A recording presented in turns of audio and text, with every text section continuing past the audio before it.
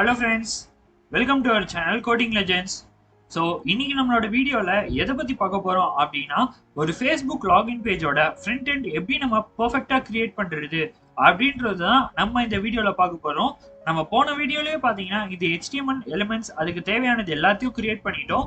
So இதை காமிக்கிறேன் பாருங்க. ஸோ இமேஜ் அதுக்கப்புறம் இன்புட்டு பட்டன்ஸ் லிங்க்ஸ் எல்லாமே நம்ம கிரியேட் பண்ணிட்டோம். ஸோ அதே மாதிரி வந்து இப்போ நம்ம இதுல CSS எப்படி ஆட் பண்றது, CSS லிங்க் பண்ணி எப்படி ஆட் பண்றது, இப்போ நம்ம இதுல யூஸ் பண்ண போறது பாத்தீங்கன்னா வந்து எக்ஸ்டர்னல் CSS தான். ஏன்னா எக்ஸ்டர்னல் CSS தான் ப்ரொஃபஷனல்ஸ் யூஸ் பண்ணுவாங்க. அது எப்படி பண்றது இது எல்லாத்தையும் பத்தி இந்த வீடியோல பிரீஃபா பார்ப்போம். இது வந்து ஃபேஸ்புக் லாகின் பேஜோட பார்ட் 2. நீங்க பார்ட் 1 வீடியோ பார்க்கல அப்படின்னா நான் கீழே டிஸ்கிரிப்ஷன்லயும் ஐ பட்டன்லயும் தரேன். அந்த வீடியோ பார்த்துட்டு இந்த மாதிரி செட்டப் பண்ணிட்டு அதுக்கப்புறம் கூட வந்து நீங்க எங்க கூட அப்படியே இந்த CSS பண்ணுங்க. உங்களுக்கு எங்க கூட பண்ணும்போது அப்படியே ஹெல்ப்ஃபுல்லா இருக்கும். நீங்களும் கேப் பை கேப் ஃபாஸ்டா பண்ணிடலாம். அதே மாதிரி உங்களுக்கு ஏதாவது டவுட் இருந்ததுனாலும் மறக்காம கமெண்ட் பண்ணுங்க ஃப்ரெண்ட்ஸ்.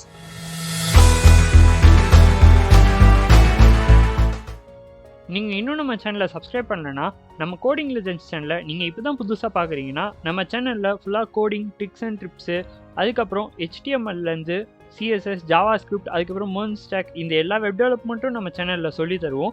அதுவும் இல்லாமல் பேஸ் ப்ரோக்ராம்ஸ் அதாவது C++, பைத்தான், ஜாவா இந்த மாதிரி ப்ரோக்ராம்ஸும் நம்ம சேனலில் சொல்லிக் கொடுக்கலான்னு இருக்கோம். ஸோ நீங்கள் ஒரு ஸ்டூடெண்ட்டாக இருந்ததுன்னா ஒரு கம்ப்யூட்டர் சயின்ஸ் ஸ்டூடெண்ட்டாக இருந்தால் இல்லை ஒரு டெவலப்பராக இருந்தால் இந்த சேனல் உங்களுக்கு கண்டிப்பாக யூஸ்ஃபுல்லாக இருக்கும். மறக்காமல் இந்த சேனலை சப்ஸ்கிரைப் பண்ணி வச்சுக்கோங்க. சரி, ஓகே ஃப்ரெண்ட்ஸ், வாங்க வீடியோக்குள்ள போகலாமா? நான் முன்னாடியே சொன்ன மாதிரி நம்ம அதுக்கு தேவையான எலிமெண்ட்ஸ் எல்லாத்தையும் கிரியேட் பண்ணிட்டோம் ஃப்ரெண்ட்ஸ். இப்போ நம்ம இதை கரெக்டாக எப்படி அலைன் பண்ணுறதுன்றதுக்காக CSS லிங்க் பண்ணலாம். ஸோ ஃபஸ்ட்டு நான் CSSக்கு ஒரு ஃபோல்டர் ஓப்பன் பண்ணிடுறேன். style.css கொடுக்குறேன். ஸோ இப்போ அதை வந்து நம்ம HTML லிங்க் பண்ணலாம். ஸோ எப்பவுமே வந்து சின்டாக்ஸ் எங்கே இருக்கணும்னா டைட்டில் கீழே தான் இருக்கணும். ஸோ லிங்க் ரெல் அது என்னன்னு ஸ்பெசிஃபை பண்ணிக்கணும். ஸோ ஸ்டைல் ஷீட்ஸ் அது ஸ்டைல் ஷீட் அதுக்கப்புறம் hrefல அந்த ஃபோல்டர் நேம் தரணும். ஸோ style.css அதுக்கப்புறம் போகுது ஃப்ரெண்ட்ஸ். இதை க்ளோஸ் பண்ணிக்கலாம், கண்ட்ரோல் பண்ணி சேவ் பண்ணிக்கலாம். ஸோ இப்போ வந்து ரெண்டும் லிங்க் ஆயிருக்கோம் ஃப்ரெண்ட்ஸ். இப்போ நெக்ஸ்ட் வந்து இந்த CSSல நம்ம இதுக்கு என்னென்ன தேவையோ அது எல்லாமே கொடுக்கணும் ஃப்ரெண்ட்ஸ். ஸோ ஃபார் எக்ஸாம்பிள் இப்போ வந்து நம்ம ஒரே ஒரு இமேஜ் தான் வச்சிருக்கோம். ஸோ நான் டைரக்டா வந்து இமேஜ்னு கால் பண்றேன். ஸோ இமேஜில் வந்து வித்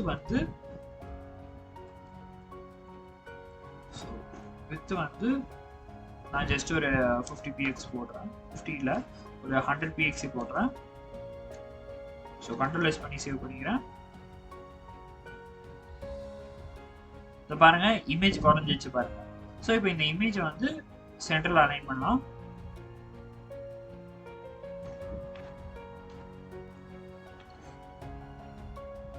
இப்போ வந்து சென்டரில் அலைன் பண்ணுறதுக்கு பார்த்தீங்கன்னா மார்ஜின் ஸோ மார்ஜின் கொடுத்துட்டு ஸோ டாப்புக்கு வந்து ஐ திங்க் நான் ஒரு ஜஸ்ட் ஒரு 10% கொடுக்குறேன். ஸோ அதுக்கப்புறம் லெஃப்ட் ரைட்டுக்கு வந்து நான் ஆட்டோன்னு கொடுத்துட்றேன். ஸோ ஆட்டோன்னு கொடுத்துட்றேன். ஸோ அதுக்கப்புறம் வித் வந்து நம்ம டிஃபைன் பண்ணியாச்சு. டிஸ்பிளே வந்து பார்த்தீங்கன்னா நான் பிளாக்னு கொடுக்குறேன். கண்ட்ரோல் பண்ணி சேவ் பண்ணிக்கலாம். ஸோ ஃப்ரெண்ட்ஸ் பாருங்க, சென்டரில் வந்துச்சு. ஹைட்டு ஓகே, பட் இன்னும் கொஞ்சம் ரெடியூஸ் பண்ணலாம்னு நினைக்கிறேன். ஸோ டாப் சைடு ஸோ 10% வேணாம். ஐ திங்க் ஜஸ்ட் ஒரு நான் 5% கொடுக்குறேன். 5 கூட இல்லை, ஒரு 3% கொடுத்து பார்க்கலாம். கண்ட்ரோல் பண்ணி சேவ் பண்ணிக்கிறேன். ரெஃப்ரெஷ் பண்ணுறேன். இதோ மேலே வந்துச்சு பாருங்க ஃப்ரெண்ட்ஸ். ஸோ இதுக்கப்புறம் இது எல்லாத்தையும் நம்ம ஸ்டெப் பை ஸ்டெப்பாக கீழே அலைன் பண்ண போகிறோம். அதான் எப்படின்னு பார்க்கலாம். ஸோ இப்போதைக்கு வந்து நம்ம சிம்பிளாக HTMLல இது எல்லாத்துக்கும் ஃபர்ஸ்ட் BR டேக் கொடுத்துடலாம். BR டேக் கொடுத்தாலே வந்து எல்லாமே ஜஸ்ட் நெக்ஸ்ட் கீழே வந்துடும். ஸோ இது கீழே வந்து BR டேகு, அது கீழே வந்து BR டேகு. ஸோ பட்டனுக்கு கீழேயும் நான் ஒரு BR டேக் கொடுத்துறேன் ஃப்ரெண்ட்ஸ்.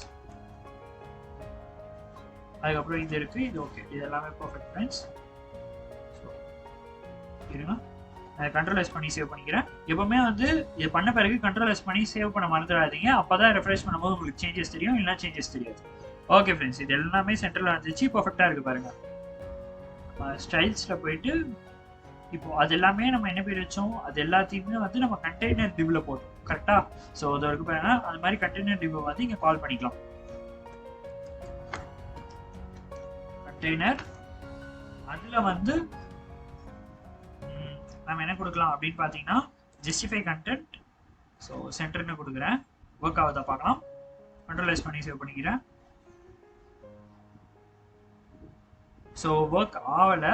ஸோ அந்த டைமில் நம்ம இப்போ என்ன பண்ணணும் அப்படின்னா, நம்ம வந்து ஜஸ்டிஃபை கண்டென்ட் ட்ரை பண்ணலாம். அப்படி இல்லைன்னா வந்து டெக்ஸ்ட் அலைன் சென்டர் ட்ரை பண்ணலாம்.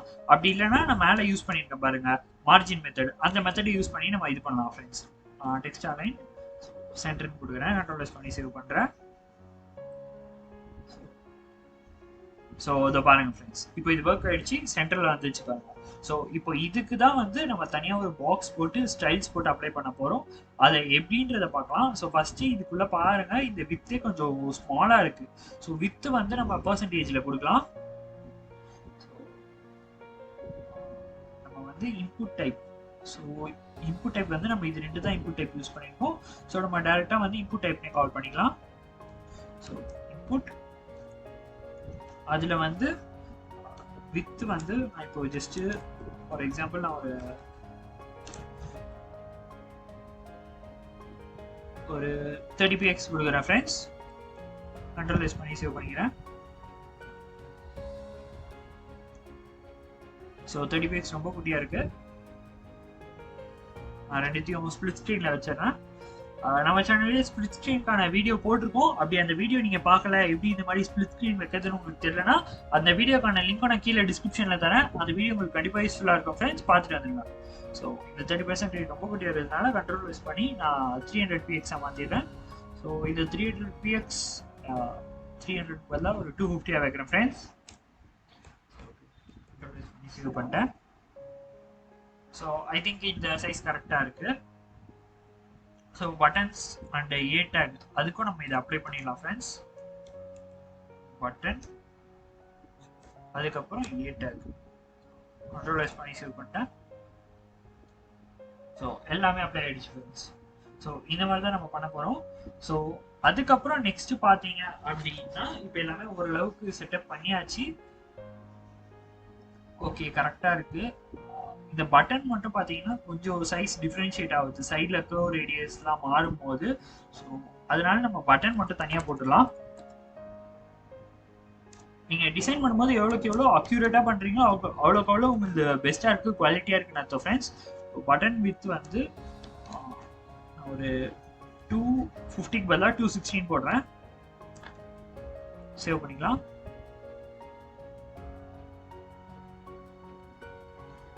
வித் ஸ்பெல்லிங் மிஸ்டேக் ஆயிடுச்சு.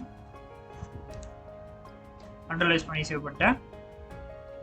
ஸோ பாருங்க கரெக்டாக இருக்கு. திங்ஸ் கொஞ்சம் அதிகமாக இருக்கு. 260க்கு பதிலாக வந்து 257 கொடுக்குறேன். கண்ட்ரோலைஸ் பண்ணி சேவ் பண்ணிட்டேன். இப்போ கரெக்டாக இருக்கு ஃப்ரெண்ட்ஸ். ஸோ இதுக்கப்புறம் நெக்ஸ்ட் பார்த்தீங்க அப்படின்னா, இந்த ஃபர்கெட் பாஸ்வேர்ட் அப்படின்றதுக்கு வந்து டெக்கரேஷன் இருக்கக்கூடாது. ஹாவர் பண்ணும்போது மட்டும்தான் அண்டர்லைன் வரும். அதை எப்படி கொடுக்கலாம் அப்படின்னு பார்த்தீங்கன்னா, அது ஒரு ஏ டேக். ஸோ ஏ டேக் கால் பண்ணிடலாம். ஏ டேக்ல பார்த்தீங்கன்னா டெக்கரேஷன் வந்து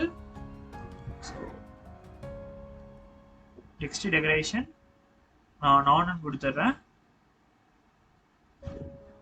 கண்ட்ரோலைஸ் பண்ணி சேவ் பண்ண பிறகு இப்போ ரெஃப்ரெஷ் பண்ணிங்கன்னா அதோ டெக்ஸ்ட் டெக்கரேஷன் போயிடுச்சு பாருங்க ஃப்ரெண்ட்ஸ். ஸோ அதுக்கப்புறம் இந்த ஏ டேக் ஹாவர் பண்ணும்போது மட்டும் நம்மளுக்கு அண்டர்லைன் வரணும். ஸோ ஏ டேக் ஹாவர், அதுக்கப்புறம் பார்த்தீங்கன்னா டெக்ஸ்ட் டெக்கரேஷன். ஸோ அண்டர்லைன் இருக்கு பாருங்க. கண்ட்ரோலைஸ் பண்ணி சேவ் பண்ணிட்டேன். ரெஃப்ரெஷ் பண்ண பிறகு இது பாருங்க, ஹாவர் பண்ணும்போது மட்டும்தான் டெக்ஸ்ட் டெக்கரேஷன் அண்டர்லைன் வரும். நல்லா இருக்கா?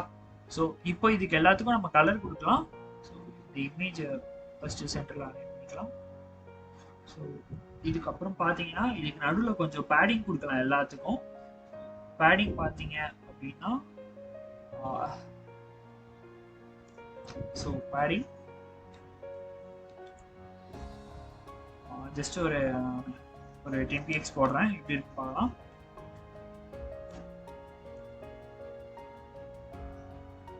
ஸோ பேடிங் வந்து உள்ள சைஸ் இன்க்ரீஸ் பண்ணுது. சாரி ஃப்ரெண்ட்ஸ், நான் கொஞ்சம் மறந்து தப்பா போட்டேன். பேடிங் கொடுக்கக்கூடாது, நீங்கள் மார்ஜின் கொடுக்கணும். கண்ட்ரோலைஸ் பண்ணி சேவ் பண்ணிக்கலாம். ஸோ மார்ஜின் கொடுத்தா பாருங்கள் சைஸ் வந்துருச்சு, பட் ரொம்ப இதுவாக இருக்குது. ஸோ அதே மாதிரி ஹைட்டும் கொஞ்சம் அடி வாங்குது. ஸோ அந்த டைமில் என்ன பண்ணலாம் அப்படின்னு பார்த்தீங்கன்னா வந்து, ஸோ ஃப்ரெண்ட்ஸ் இந்த மாதிரி டைமில் பார்த்தீங்கன்னா நீங்கள் இந்த மாதிரி மார்ஜின் இல்லை பேடிங் கொடுத்து கஷ்டப்பட தேவையில்ல. ஒரு ஈஸியான சிம்பிள் ட்ரிக் என்ன அப்படின்னு பார்த்தீங்கன்னா, இது ரொம்ப சிம்பிள் தான். இங்கே இன்னொரு பிஆர் டேக் ஆட் பண்ணிக்குவோம் friends. So BR slash tag. So கீழே வந்து அதே மாதிரி நீங்கள் பிஆர் ஸ்லாஷ் டேக் கண்ட்ரோல் பண்ணி சேவ் பண்ணிக்கிறேன். எப்படி இருக்குன்னு பார்க்கலாம். இப்போ பாருங்க அதே மாதிரி கொஞ்சம் டிஸ்டன்ஸ் விட்டுருக்கு பாருங்க எல்லாத்துக்கும். ஸோ இப்போ இங்கே அதே மாதிரி slash BR slash tag refresh பண்ணிப்போம். இந்த லாகின் கீழேயும் நான் பிஆர் போட்டிருக்கேன். கண்ட்ரோல் பண்ணி சேவ் பண்ணுறேன். ஸோ இதோ கொஞ்சம் இறங்கிடுச்சு பாருங்க. ஸோ இப்போ அந்த இமேஜுக்கும் இதுக்கு எவ்வளோ டிஃப்ரென்ஸ் இருக்குன்னு பார்க்கலாம். பட் அதுக்கு கொஞ்சம் தான் டிஃப்ரென்ஸ் இருக்கு. எப். ஸோ இங்கே வந்து நம்ம பிஆர் ஆட் பண்ணியிருக்கோம். பிஆர் ஆட் பண்ணதுனால டிஸ்டன்ஸ் ரொம்ப அதிகமாக இருக்க மாதிரி இருக்கு. அப்படி இல்லைன்னா நம்ம இதை வந்து ஃபர்ஸ்ட் அன்டூ பண்ணிக்கலாம். பிஆர் ரிமூவ் பண்ணியாச்சு. இப்போ கண்ட்ரோல் பண்ணி சேவ் பண்ணி பார்ப்போம். ஸோ எல்லாமே ஒன்று ஒட்டி இருக்கு. இல்லை பிஆர் போட்டால் ரொம்ப தூரமாக போயிடுது ஃப்ரெண்ட்ஸ். ஸோ அந்த மாதிரி டைமில் பார்த்தீங்கன்னா நீங்கள் மார்ஜினே யூஸ் பண்ணிக்கலாம். மார்ஜின் பட் ஆனால் வந்து லைட்டாக யூஸ் பண்ணிக்கலாம்.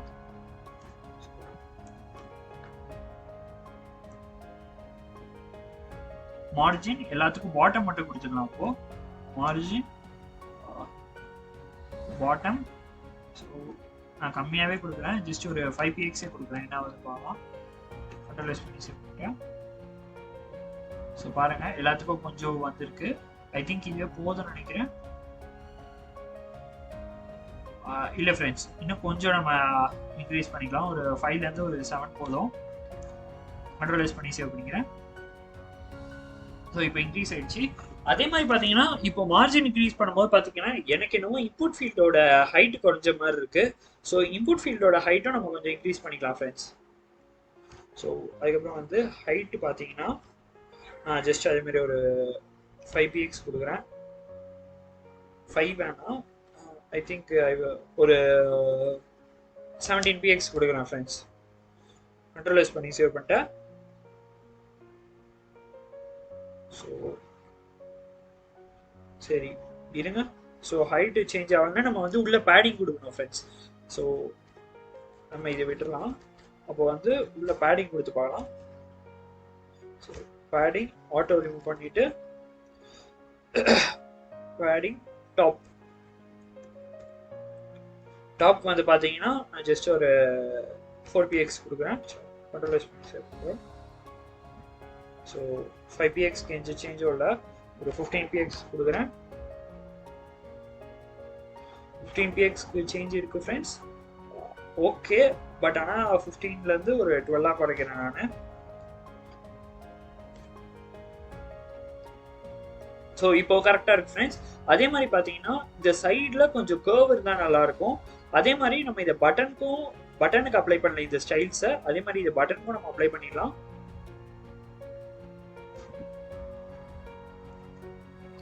பட்டன் கொடுக்கும்போது இந்த மாதிரி மேலே வந்தால் நல்லா இருக்கு. நீங்க பாருங்க இதுக்கு ஸ்பேஸ் மேலே வந்திருக்கு, இதுக்கும் ஸ்பேஸ் கொஞ்சம் மேலே வந்திருக்கு பாருங்க.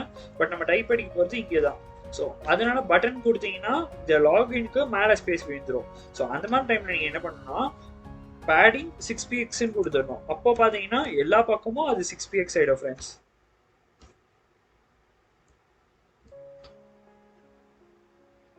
இதை பாருங்க எல்லா பக்கமும் 6px ஆயிடுச்சு பாருங்க. இப்போ நம்ம சைட் பார்க்க கொஞ்சம் ரெடியான மாதிரி இருக்கு ஃப்ரெண்ட்ஸ்.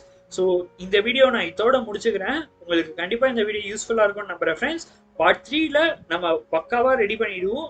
மறக்காம இதே கியூரியஸோட நம்ம சேனல்ல கண்டிப்பா ஃபாலோ பண்ணுங்க. நம்ம சேனல்ல இன்னும் நிறைய டிப்ஸ் அண்ட் ட்ரிக்ஸ் இதே மாதிரி ஒரு வெப்பேஜஸா போட்டே வரும். உங்களுக்கு நம்ம சேனல்ல ஏதாவது வெப்பேஜஸ் சொல்லி தரணும்னாலும் கண்டிப்பா கேளுங்க ஃப்ரெண்ட்ஸ். தேங்க்ஸ் ஃபார் வாட்சிங். Subscribe for more videos.